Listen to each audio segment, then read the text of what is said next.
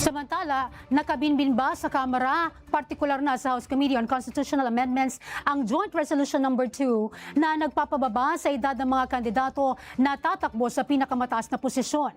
Ang panukalang ito ay inihain nila Union Representative Francisco Paulo Ortega V, kung saan ibababa sa edad na 30 years old ang minimum na edad upang makatakbo sa pagkasenador mula sa kasalukuyang 35 years old. Kasabay nito ay iminumungkahi rin ng nasabing resolusyon na ibaba sa 35 years old ang minimum na edad para makatakbo sa pagkapangulo at vice-presidente mula naman sa kasalukuyang 40 years old.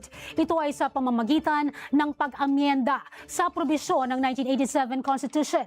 Samantala, ang panukala ay nakabinbin pa sa House Committee on Constitutional Amendments mula pa noong September 3 at kapag naaprobahan, isasagawa ang pag-amyenda sa pamamagitan ng Conventional Constitution na nalalahukan naman ng Kamara at Senado.